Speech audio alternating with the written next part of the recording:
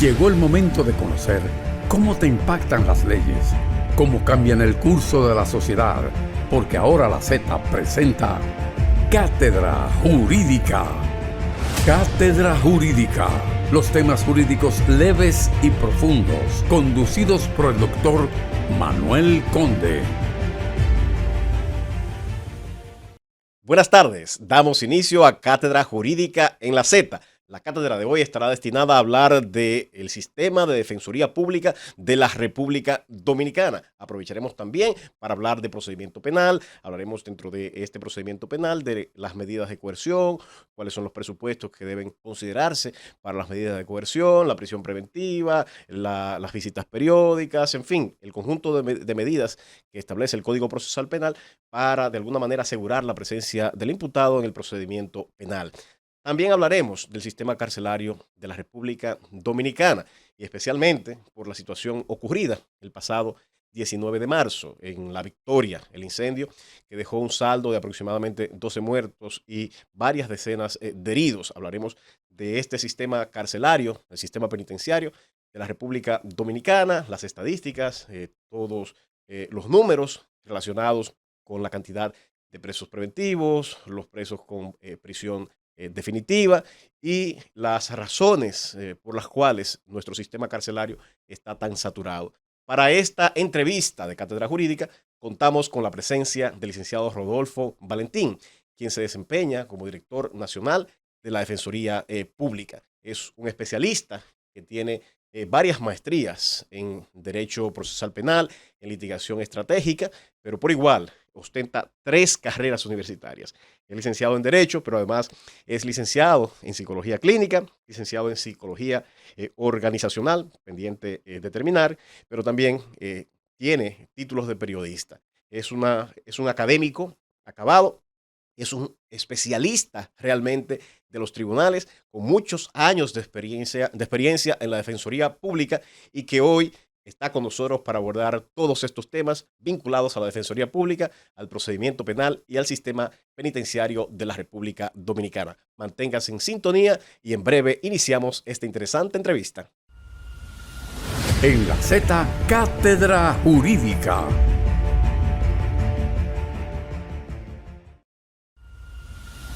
En la Z, Cátedra Jurídica.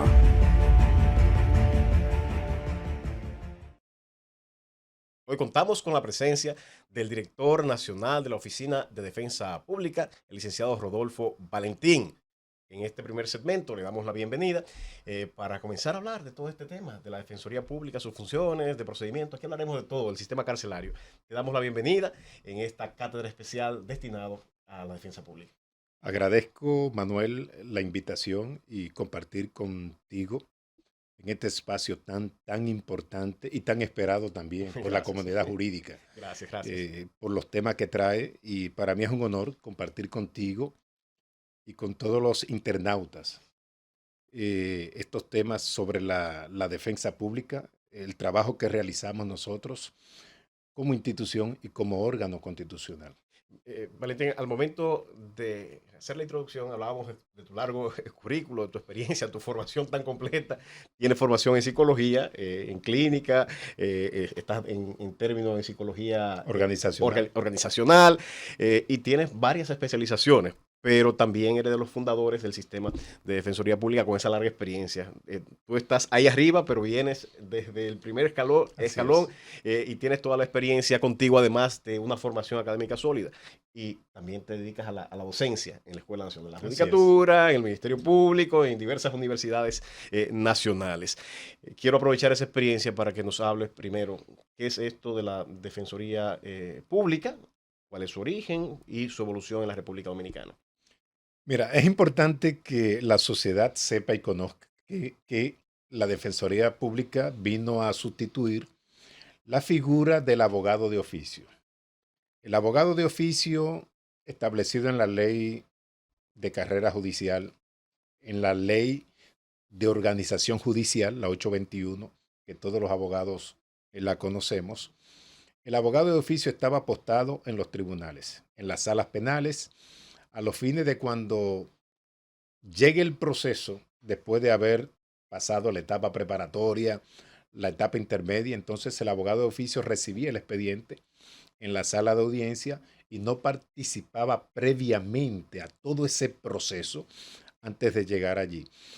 Y surgió como una necesidad abrir una defensa pública sólida, que desde que el imputado, la persona, resulta detenido, arrestado, inmediatamente el Estado le pueda proporcionar un abogado. Esto no pasaba con los abogados de oficio. Y además ese abogado de oficio regularmente no se le dotaba de una No, formación, no, en lo no absoluto. ingresaban al sistema por concursos, regularmente tenía, aquí como siempre, ese sistema de complicidades y relaciones que era lo que al fin de cuentas permitía ser abogado de oficio dentro del sistema. Tu juicio crítico de ese abogado de oficio, quisiera que me lo hicieras. Déjame decirte que pasé por la experiencia también De serlo, ah, de caramba. ser abogado de oficio. Pero mira, no está en tu currículum aquí. Pero antes de ser abogado de oficio, fui alguacil de estrado también. Ah, caramba. Entonces ya tengo un trecho bastante amplio dentro del sistema judicial. Cuento ya con 31 años dentro del sistema judicial de República Dominicana y de verdad que la diferencia ha sido abismal respecto a la responsabilidad de este abogado del Estado al intervenir en defensa de aquellos en conflicto con la ley penal. El abogado de oficio era un abogado que muchos decían que no tenían oficio. Yo era un abogado muy particular, un abogado de oficio muy singular, porque yo de verdad que desde el principio he tenido esa vocación por interceder, por abogar, por reclamar, por luchar por aquellos derechos fundamentales y por el debido proceso a favor de esa persona. ¿Por qué esa convicción? Porque el poder represivo del Estado es tan fuerte, es un monstruo, es un leviatán, con todas sus agencias investigativas. Y esta persona en conflicto con la ley penal, totalmente vulnerable ante ese leviatán, ante ese sistema. Es así, pero quiero que lo mires desde tu experiencia, que tienes toda la experiencia para decirlo. ¿Cuáles eran las debilidades que tenía ese sistema de defensoría pública anterior, que era el abogado de oficio, que llevó a la estructuración de lo que hoy es la Oficina Nacional de Defensa Pública? Bueno, la principal debilidad era el tema del desconocimiento, de no tener una teoría de caso acabada. Cuando te digo de no tener una teoría de caso acabada es porque no participaba desde el principio en el proceso. O sea, no acompañaba a la persona en conflicto con la ley penal desde el principio y que no tenía tampoco el abogado de oficio la formación que tiene un defensor público. Porque hoy en día un defensor público dura 1 año en la Escuela Nacional de la Judicatura formándose. Esto es después de someterse a un concurso de oposición extraordinariamente riguroso. Es más, es tan riguroso que yo no me atrevería A someterte de nuevo. a someterme de nuevo a un concurso. Sí, porque cada vez que hacemos un concurso, de verdad que apretamos más. Pero vamos a ver esa fase de ingreso. Pero ahora quiero que me expliques un poco cómo surge y cuándo surge la idea de crear un sistema de defensoría pública ya más formal, más integral como el que actualmente existe. Excelente pregunta. Mira, a raíz de esta revolución o reforma, ¿no?, que fue iniciada mientras el magistrado Subero asumía la presidencia de la Suprema Corte de Justicia y del Poder Judicial, con esto de la reforma de algunas leyes, y en este caso sobre el Código de Instrucción Criminal, que iba a ser reformado en su totalidad. Entonces no iba a ser posible que pudiese llevar a ejecución el Código Procesal Penal sin una entidad que acompañara a las personas en conflicto con la ley penal. Fíjate que hoy en día nosotros asistimos de un 80 a un 87% de los casos penales a nivel nacional. Cuando existía la figura de abogado de oficio, era prácticamente un 60%, un 50%. O sea, una cantidad considerable que asistían ellos a las personas que no tenían recursos ni tenían abogado. Entonces, se creó la idea a partir del Código Tipo Modelo para Iberoamérica, una defensoría pública sólida. Entonces, concomitantemente, se promovió la figura del defensor público para que desde el principio una persona sea sometida, porque para esto también se creó la Oficina de Atención Permanente, a los que le llaman aquellos juzgados que conocen de la medida de coerción y que por primera vez un imputado le ve la cara a un juez. Entonces, era obligatorio que existiese la figura del defensor público, y esto nace a través de una resolución que emite el Poder Judicial, que es la resolución 512, y crea una unidad. ¿De qué fecha es esa resolución? 2002. 2002, que fue la fecha de aprobación del Código Procesal Penal. Exacto. En esa fecha se publica el Código Procesal Penal. O sea, sale la ley. Claro, y con una vacatio ley de 2 años. Exacto. Para lograr la implementación y la resolución 1920 de transición, la famosa. Exacto. Entonces, 2 años después, en el 2004, es que se publica y se hace de manera obligatoria, erga omnes, ¿no?, de aplicación general en todo el país este Código Procesal Penal. Entonces, nace la defensa pública con 8 defensores públicos como una unidad dentro del Poder Judicial. Y el magistrado Subero apadrinó esta unidad de defensores públicos, dándole toda la logística posible. Teníamos independencia funcional para ese entonces. En el sentido de independencia funcional, independencia administrativa menos presupuestaria, porque éramos empleados del Poder Judicial. Pero concomitantemente sale el estatuto del Ministerio Público, pero sale también la ley 277-04, que es la ley de la defensa pública ya en el 2004. Duramos 5 años adscrito al Poder Judicial. Éramos empleados también del Poder Judicial, pero figúrate tú, nosotros como defensa pública, empleados y ejerciendo el derecho frente a jueces que también son empleados del Poder Judicial. Y yo creo que el legislador fue sabio en decir, como el derecho a la defensa es un derecho fundamental para cualquier ciudadano, es necesario que en algún momento ya ellos hayan crezcan, ¿no?, se desarrollen y se desprendan ya del Poder Judicial. Fue muy sabio el legislador en ese sentido. Y en el 2010 entonces que nos separamos del Poder Judicial. Pero en esa etapa que describes, precisamente tú lo abordaste de forma bastante inteligente. Yo digo, bueno, cuando nació era de los cuestionamientos que los abogados formulábamos. ¿Cómo es posible que se tenga dentro de del mismo poder del Estado, debajo de la judicatura, a aquel que esgrime la defensa a favor de los imputados? Entonces, aunque en forma teórica sí, independencia funcional, pero dicen los jus administrativistas, sin independencia presupuestaria no hay tal independencia. Exacto. Entonces, no hay tal autonomía. Creo que fue sabio sí el legislador al generar un esquema tal vez más independiente, dotándole de esas herramientas y sobre todo sacándolo de la dependencia del órgano que está destinado precisamente a juzgar. Entonces, en ese aspecto, quisiera que nos destacaras en cuanto a la ley, que me describas un poco cuáles fueron los avances en términos de la estructura que genera, el sistema para el ingreso de oposición, el sistema de carrera. Bueno, que me expliques todo esto.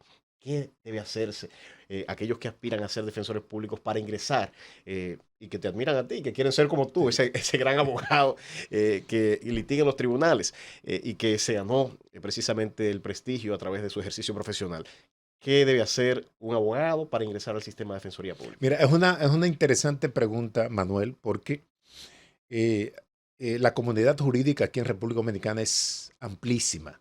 Y cada vez que la defensa pública abre un concurso para aspirantes a defensores públicos, un concurso para 40 plazas o 35, participan 800 abogados en República Dominicana, para 30 o 40 plazas.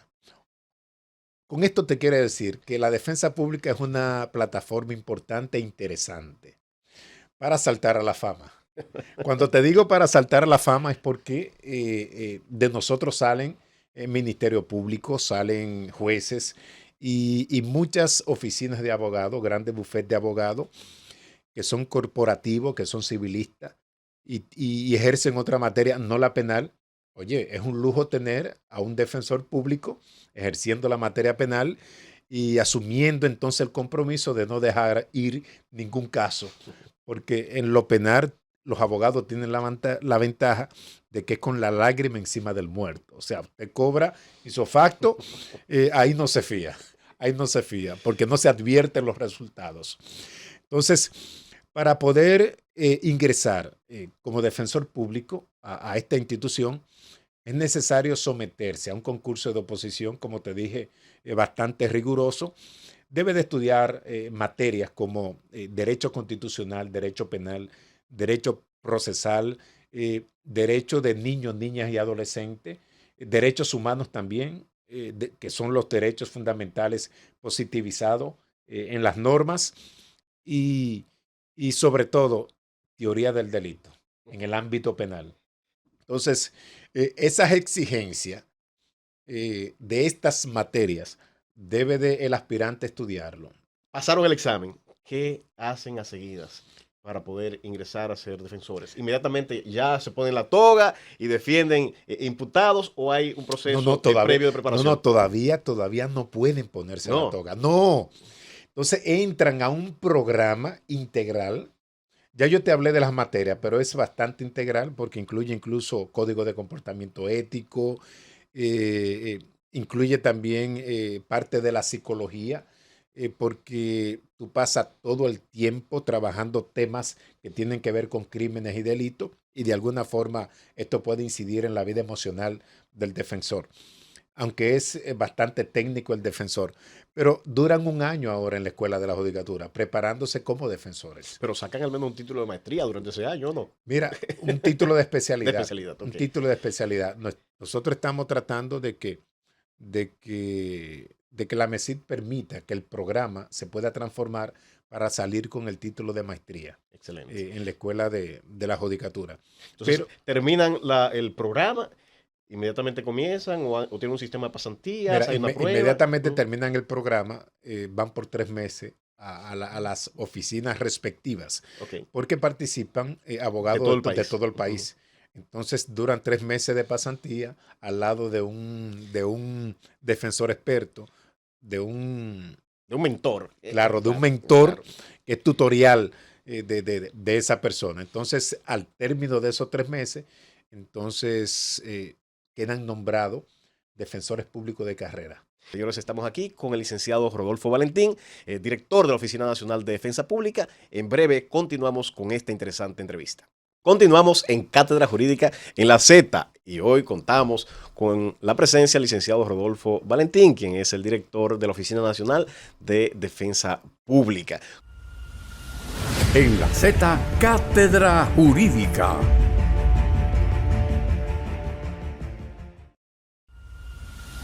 En la Z, Cátedra Jurídica. Continuamos con la discusión que sosteníamos en el segmento anterior. Tenemos 2 preguntas sobre el tapete, 2 ideas por discutir. Vamos con la primera, que es el cuestionamiento que genera la sociedad, especialmente la sociedad dominicana, que dice, bueno, esa defensoría pública se paga con fondos de todos los dominicanos y está destinada a defender a aquellos que han atentado contra la seguridad pública, que han delinquido, que han incurrido en un crimen o un delito. Ese señor robó, ese señor violó, ese señor, al fin de cuentas, es una persona que muchos consideran como un antisocial. ¿Por qué debe el ciudadano entender que es correcto pagar impuestos para sustentar la defensoría pública? Yo quiero decirte que nosotros vivimos en un estado social democrático de derecho.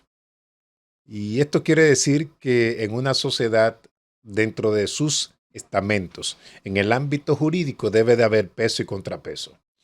Así como las personas aquí pagan impuestos para que exista una defensa pública, de igual manera pagan impuestos para que exista un ministerio público, para que exista una policía nacional, para que existan agencias investigativas del Estado que, con razón o no, también someten a la acción de la justicia a personas inocentes y a personas culpables. Entonces, para que haya ese equilibrio en un Estado de Derecho, se hace obligatorio y necesario que exista un órgano. En este caso, la defensa pública es un órgano constitucional con autonomía reforzada, tanto en la ley como en la Constitución de la República. Es importante que ese leviatán que acusa, que persigue, que imputa, tenga un contrapeso. Y en este caso, en el ámbito penal, el contrapeso es la defensa pública. La defensa pública vela para que a un ciudadano que ha sido arrestado, que ha sido golpeado, que ha sido agredido por una autoridad en la sociedad dominicana, es decir, apresado sin justificación de parte de un ministerio público, de parte de un policía, que exista un abogado, un profesional del derecho que vele por el respeto a la dignidad de esa persona, sus derechos fundamentales y sobre todo el debido proceso. Entonces, para que haya un Estado de derecho, debe de existir ese peso y contrapeso. Figúrate tú que solamente existiese quien acuse. Figúrate tú que solamente existiese quien persigue, quien imputa, quien le levante calumnia en un lenguaje llano a un ser humano respecto a un delito, a un crimen que no ha cometido. Que ya la historia nos dice lo que ha pasado. Vamos a explicar qué es esto del concepto de presunción de inocencia. Mira, la defensa pública, déjame decirte que la defensa pública es totalmente independiente a cualquier otro órgano de República Dominicana. Y nosotros, para poder reforzar esa autonomía y como órgano constitucional, te voy a aprovechar y te voy a regalar este paréntesis respecto a la defensa pública. Nosotros tuvimos en el 2022 que demandar al Ministerio de Administración Pública porque los órganos rectores del Estado entendían que la defensa pública pertenecía al gobierno central después que salió de la cobija del Poder Judicial.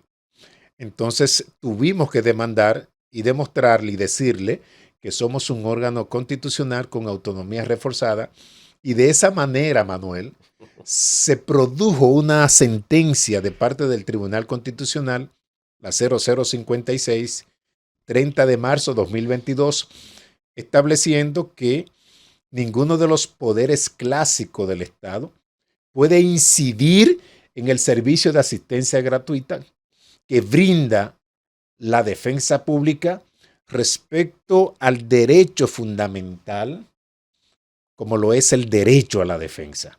Entonces, a partir de ahí, de esa decisión que nosotros la notificamos a los órganos rectores, entonces nos están dando el tratamiento como el sexto órgano constitucional en República Dominicana. Excelente. Dicho sea de paso, ya el presupuesto de la defensa pública no viene por el Poder Judicial, sino que lo asignan de manera directa a través de la ley de gastos y presupuesto de la nación. Vamos ahora a la otra pregunta, que es bastante, vamos a decir, controversial. Hay una crítica también que dice, bueno, mientras hay una defensoría pública que cuenta con muchos recursos, que sus profesionales ingresan por concurso, que tienen una formación sólida, que hay un seguimiento, una estructura, que hacen un trabajo brillante en los tribunales, del otro lado está la víctima desamparada. Y otro dice, no, desamparada no. Hay una unidad adscrita al Ministerio Público que le da cierto soporte, pero ciertamente a los que han tenido, lamentablemente, que recurrir a esta oficina, y lo hacemos responsablemente, no siempre está a la par con la calidad de los servicios que brinda la Defensoría Pública. Particularmente he sustentado la propuesta de que esta oficina sea traspasada a la Defensoría Pública para que tengan la misma calidad que se brinda a los imputados, las víctimas de cualquier crimen o delito. ¿Qué piensa el licenciado Rodolfo Valentín con relación a esta propuesta? Mira, Manuel, yo creo que yo no vine a una cátedra, yo no vine a una cátedra jurídica a este espacio, sino al Gólgota, a la crucifixión. No, para nada.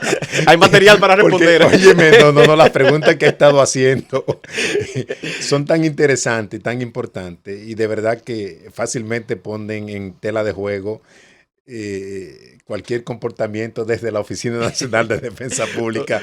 Pero yo mira, sé que lo vas a hacer desde la óptica doctrinal. Yo sé que sí. Mira, pero de verdad, yo estoy como director de una entidad que asiste a aquellas personas en conflicto con la ley penal, que asiste, ¿no? Que defiende. Quiero empezar diciendo que el derecho de defensa no lo tienen las víctimas. Conceptualmente hablando, no lo tiene la víctima, porque la víctima no tienen de qué defenderse, porque no se le imputa a ellos. O sea, como es una cátedra y hay muchos abogados que nos están escuchando, para que entiendan que las víctimas no tienen derecho de defensa. La víctima sí le cobija el principio de igualdad de armas, las mismas armas jurídicas que tiene el imputado. Para mí es una preocupación enorme el hecho de que la víctima en República Dominicana está desamparada. Es una preocupación enorme. ¿Por qué es una preocupación enorme? Porque mira, nosotros tenemos una unidad, no digo la defensa pública, digo nosotros como país, que parte de la Procuraduría General de la República, denominada Releví. Ahí hay algunos abogados que están apostados solamente en 4 provincias. O sea que ni siquiera el servicio es a nivel nacional. Pero esas 4 provincias tampoco tienen los abogados suficientes para darle asistencia o representación a víctimas. Y por otro lado, el Ministerio de la Mujer tiene un departamento, tiene otra unidad que da asistencia a víctimas. ¿Pero a cuáles víctimas? A víctimas sobre violencia intrafamiliar. Y tienen la particularidad que solamente son víctimas para el Ministerio de la Mujer aquellas personas que son aquellas personas femeninas, ¿no? Que son agredidas por hombres. Okay. Es decir, si una mujer agrede a otra mujer por H o por R y la víctima es inferior a esa mujer que la ha agredido, entonces no es una víctima para el Ministerio de la Mujer. Te estoy dando un adelanto para que te dé cuenta cómo andan las cosas en República Dominicana. Y son totalmente insuficientes el tema de la asistencia a víctimas. Y yo soy de opinión que las víctimas deben de tener un órgano descentralizado que no pertenezca tampoco al Ministerio Público, porque he visto casos donde los abogados que asisten a la víctima y el Ministerio Público o fiscal que está en el proceso nunca se han puesto de acuerdo y eso hace muy deficiente, ¿no?, la labor a favor de esa víctima respecto a esos 2 funcionarios. Pero podría ser la Defensoría Pública la que asume esa función. Mira, el artículo 177 de la Constitución de la República abre una brecha para que una entidad como la Defensa Pública pueda crear una unidad de manera paralela de asistencia legal gratuita a víctimas. Nosotros estamos incluso abiertos. Y cuando me tocó, Manuel, exponer ante el Consejo Nacional de la Magistratura, fue una de las preguntas que me hicieron los consejeros. Recuerdo que fue Víctor Fadul y el diputado preguntaba y yo le decía, y no solamente a víctima de agresión, sino no solamente a víctima en el ámbito penal, sino a víctima en lo laboral, en lo civil, en casos inmobiliarios también, porque cualquier persona puede ser víctima de un poderoso que tenga todas las facultades, que tenga el dinero posible para hacer posible que tú no puedas tener ganancia de causa. Entonces, y se da, mira, hay que decirlo, qué bueno que lo señalas, hay que decirlo, ocurre que aquel que tiene los medios para ir a los tribunales, a pesar de que no tenga la verdad ni el derecho de su lado, sí tiene los recursos e impone su derecho. Sin embargo, hay personas que por no tener recursos pierden ese derecho. Es así. Y yo creo que el acceso a la justicia debe ser equitativo. Y yo puedo decir que la defensa pública hoy en día es sólida, sumamente sólida, con abogados extraordinariamente preparados y me atrevo a decir, sin temor a equivocarme, que tengo los mejores abogados penalistas a nivel nacional. Bueno. Y así quisiera yo tener una unidad que represente a nivel nacional, que ningún ciudadano deje de demandar justicia y derecho, porque no hay a quien le pueda asistir como víctima. Excelente.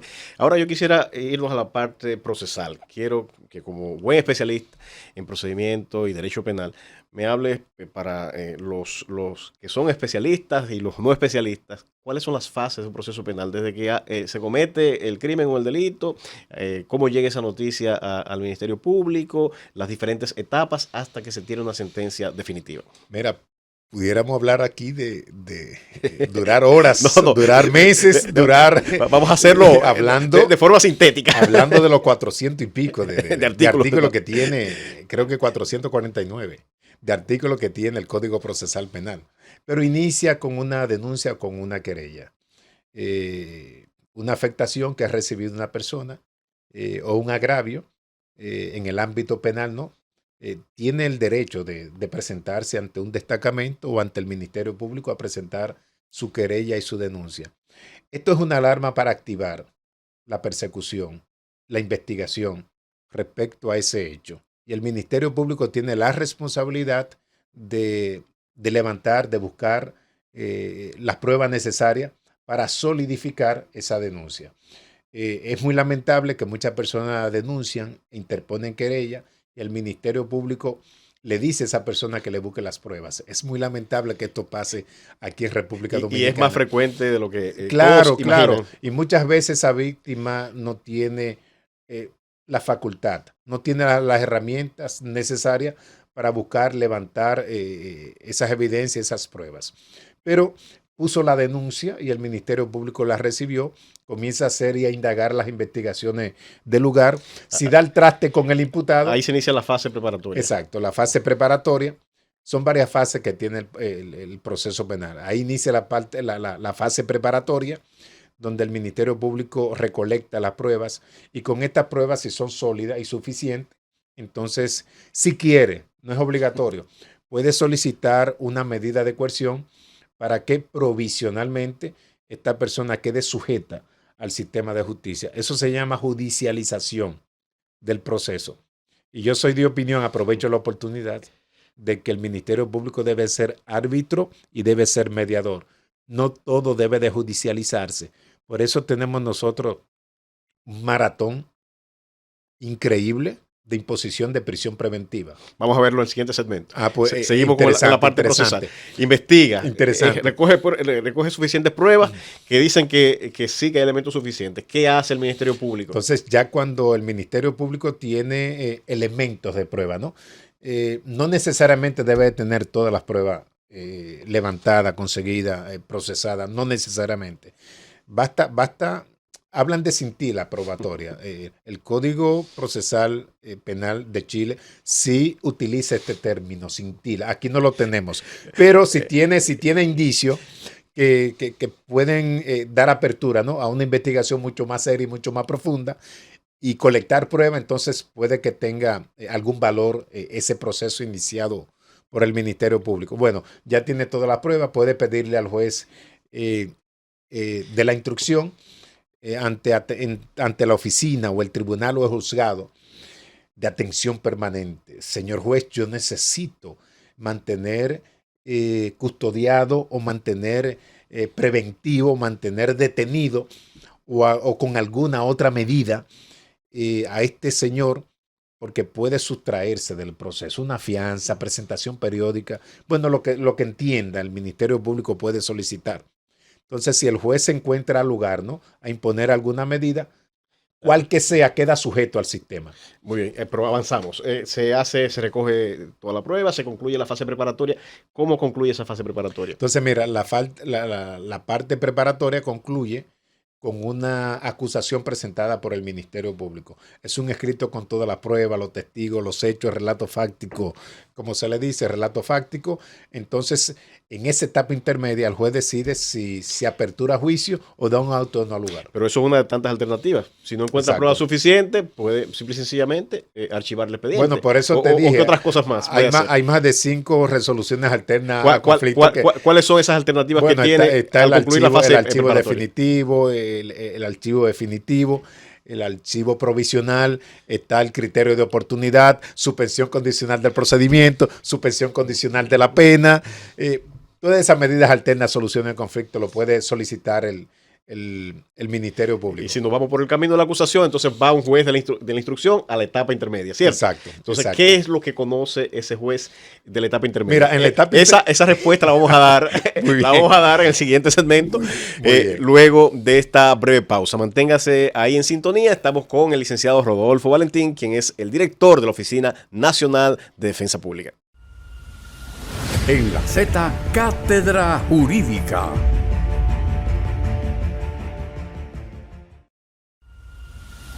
En la Z, Cátedra Jurídica.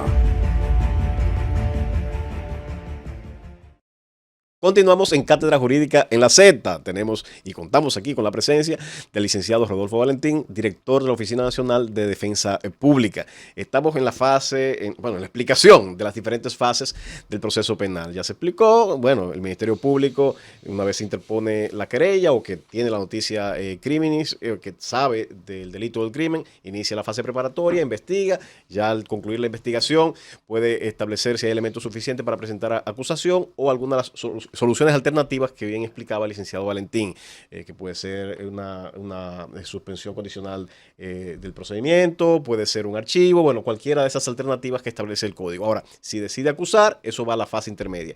¿Qué es esto, la fase intermedia? ¿Quién lo conoce? Mira, la fase intermedia se le llama o se le denomina, ¿no?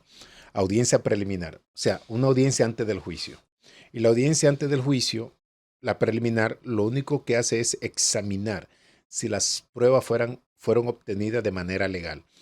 Y si son suficientes también. Y si son suficientes también, porque es posible que tú tengas pruebas, pero esta prueba en un juicio de fondo no tengan el valor suficiente para poder retenerle una responsabilidad penal al infractor o al imputado.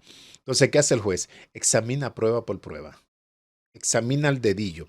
Examina si el tipo penal o la calificación jurídica o lo que se le indilga corresponde al elemento fáctico o a los hechos.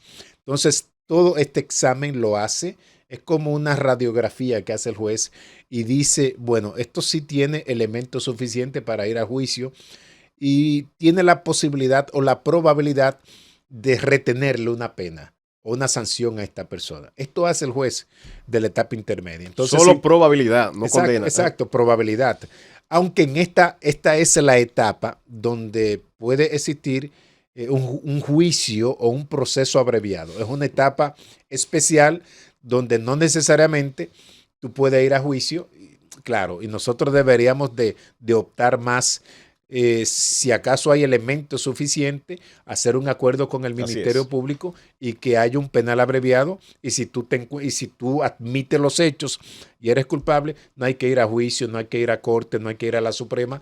Entonces inmediatamente termina el proceso. Si hace un mini juicio, tú admites los hechos como imputado, entonces bajo el acuerdo, ¿no? Si son 20 y el Ministerio Público me ofrece 5 años, yo no voy para ningún sitio. Entonces nos quedamos ahí y ganancia para el abogado también. Al menos que el abogado sea un habilidoso y por instancia, entonces por no llamarle de otra manera. Sí, entonces por instancia cobre.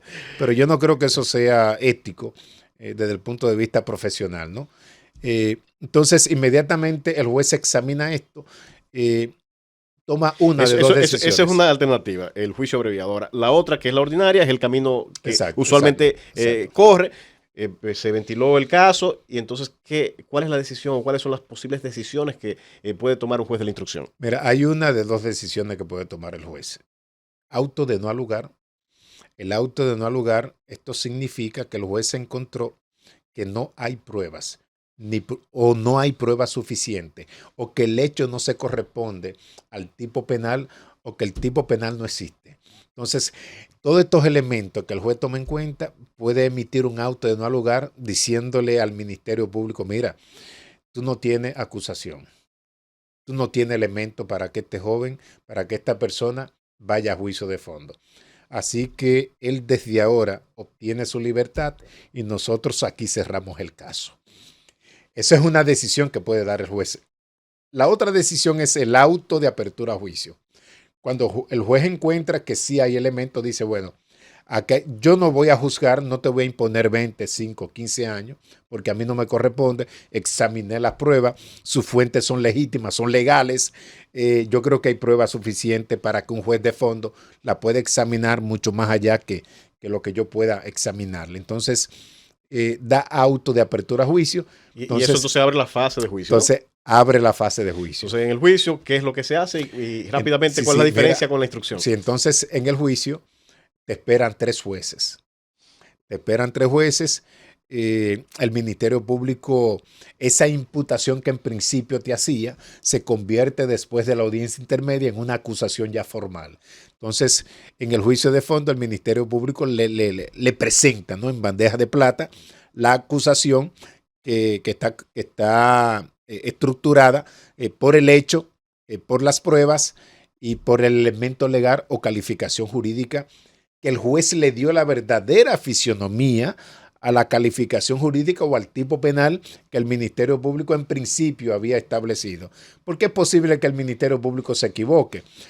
Por ejemplo, en vez de poner un homicidio, sea un artículo de golpes y heridas que causaron la muerte. O asesinato o sí, parricidio. Exacto, es un homicidio también, pero tiene elementos totalmente claro, diferentes y los elementos constitutivos del tipo son diferentes también.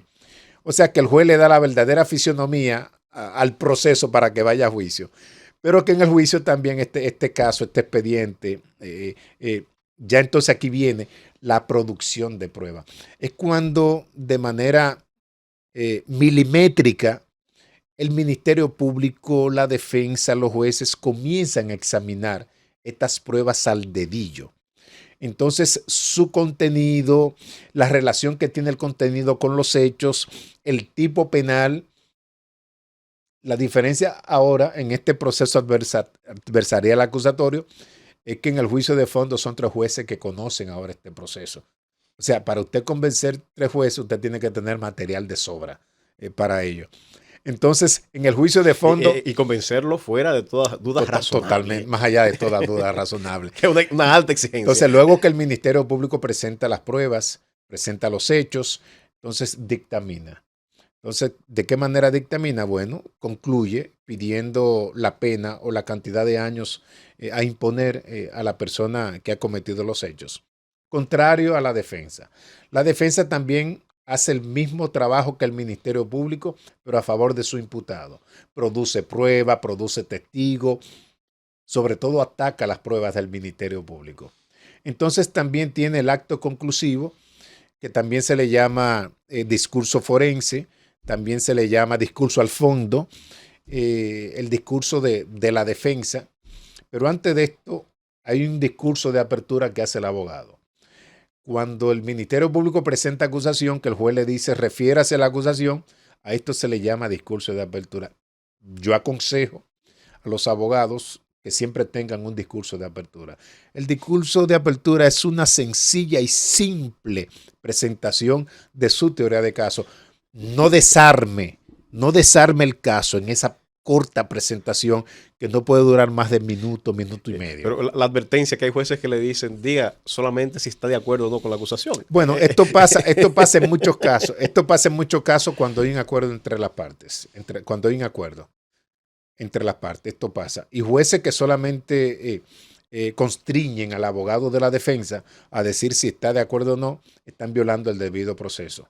Porque el artículo 219 dice que la defensa debe referirse a la acusación del Ministerio Público. No es posible que si el Ministerio Público se toma 15 o media hora presentando una acusación, usted le diga al abogado si está de acuerdo o no. Usted, juez, está violando el debido proceso.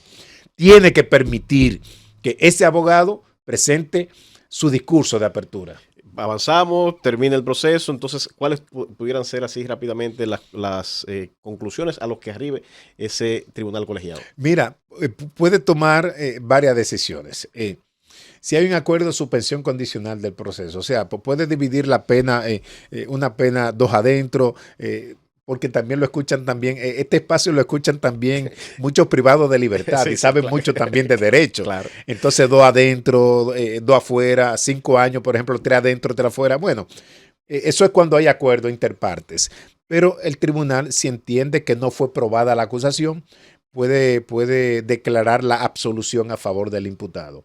Si entiende que hubo elementos suficientes para retenerle una responsabilidad penal, pues entonces, pues dentro del parámetro que el Código Penal le permite al juez establecer una pena de 5 a 20, de 3 a 5, de 3 a 10. Entonces, el juez examinará sobre la base de la lógica jurídica, máxima de experiencia y conocimiento científico, que son 3 elementos para poder valorar las pruebas y poder también entonces imponer una pena. Entonces, condenado el imputado, o absuelto el imputado, entonces cualquiera de las partes tiene el derecho de apelar. Si rápidamente debiéramos o pudiéramos establecer una diferencia entre el juicio que celebra el juez de la instrucción y aquel que aborda el juez de fondo, ¿de qué manera se pudiera establecer esa diferencia? Pues mira, lo que pasa es que el juez de la instrucción en la etapa intermedia,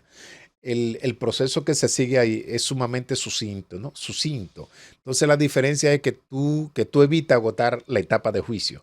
Pero un penal abreviado se suscita igual que un juicio de fondo, pero mucho más corto.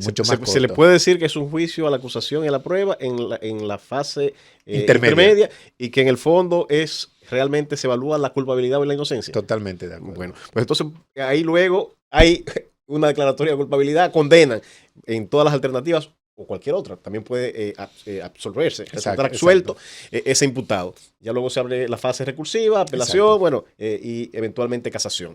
Ahí culminaría con una sentencia definitiva, sea reconociendo la inocencia o la culpabilidad, haciéndolo de manera sumaria. Sí, pero no termina ahí. Hay una quinta fase. Que es la fase de ejecución de la pena. O sea, no teníamos, antes del 2004 no teníamos esa figura jurídica. De hecho, la defensa pública tiene defensores de ejecución de la pena, porque el hecho de que tú seas condenado y sea definitiva o sea provisional, tus derechos no te son vedados en ese espacio de tiempo. Y a partir de ahí empieza un mundo, porque tú puedes solicitar el cambio de modalidad de la pena, puedes solicitar dentro del cambio de la modalidad de la pena asistir los lunes al penal, retirarte los viernes. O sea, se da ahí una serie de situaciones. O si ocurre algún tipo de violación, algún derecho también. El juez interviene también, uno requiere. Eso también es competencia del juez de la ejecución. De ejecución de Pero la vamos pena. a entrar ahí y vamos a tomarnos 6 minutos más para desarrollar esta parte. Sobre lo que está ocurriendo y que es noticia. Vamos a evaluar un poquito el sistema penitenciario. Este lunes 19, si mal no recuerdo, Sí, así es. ocurrió una desgracia. Un incendio. Hasta el momento la versión oficial es que hubo un cortocircuito que generó ese incendio en la Penitenciaría Nacional de la Victoria. Hasta el momento creo que el último balance fue de 12 muertos, más o menos, y varios heridos. Quisiera un poco, porque sé que ustedes hicieron, bueno, lo tienes creo por aquí, un estudio en el 2022. Recientemente también el Defensor del Pueblo presentó un informe también bastante desgarrador. Y quisiera un poco que me abordaras este tema en estos 6 minutos. ¿Cuál es la realidad del sistema penitenciario dominicano? Mira, te inicio con una expresión que dijo Nelson Mandela, aquel que duró 27 años guardando prisión, que luego fue presidente, y que recorrió 3 cárceles mientras estuvo privado de libertad, dijo que si tú quieres ver el desarrollo de un pueblo solamente debes de visitar las cárceles.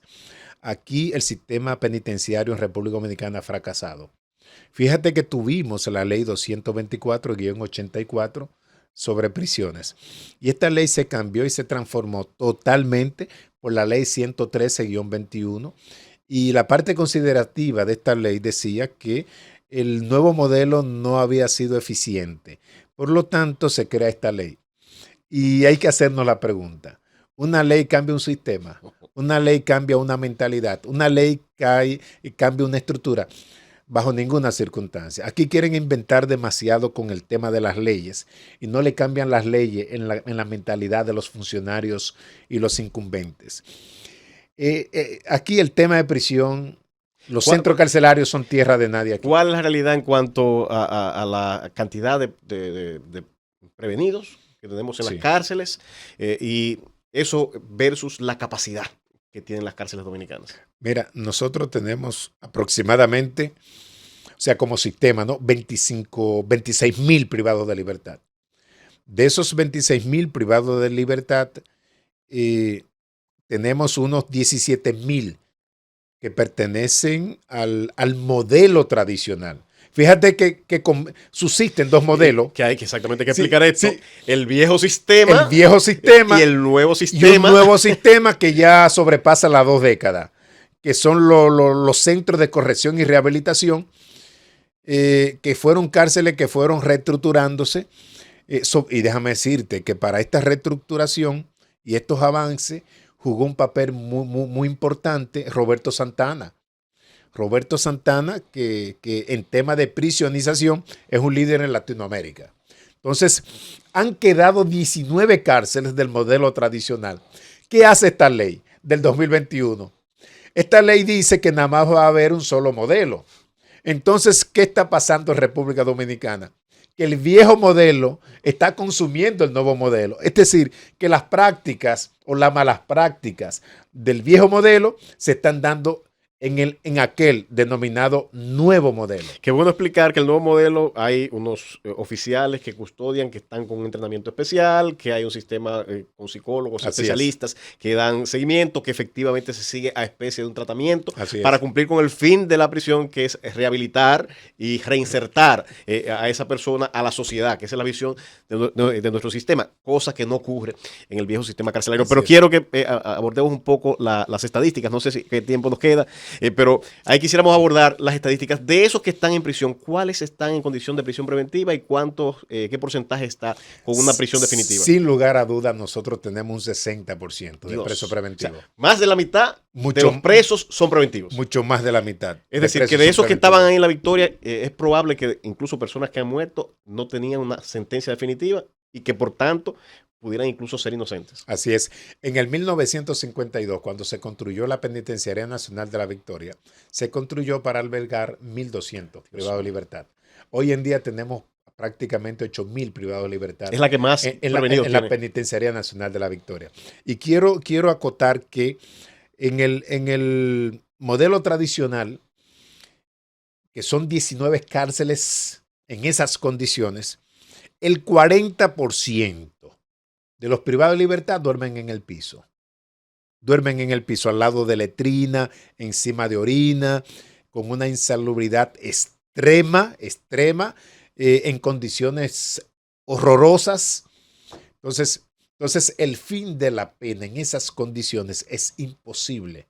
Se convierten en universidades, como dice la gente, para los delincuentes. Claro, un infractor primario que entra allí inocente por un delito se convierte en criminal porque no hay ni siquiera un plan operativo que pueda acompañar a esa persona a reivindicarse, ¿no? Y a cambiar su comportamiento. Yo también leí el informe que realizó el Defensor del Pueblo y decía que de los que están en cárceles, actualmente el 85% está en con una enfermedad. Sí, tenemos de diferentes tipos. De hecho, nosotros también le pasamos a ellos, Procuraduría, Poder Judicial, Defensor del Pueblo, un informe sobre privados de libertad, adultos mayores también, porque es un tema. Pero te digo que adultos mayores que pasan de 60, 70, 80 años, que están en cama con enfermedades terminales. Y yo pregunto, ¿qué gana el sistema con retener a estas personas?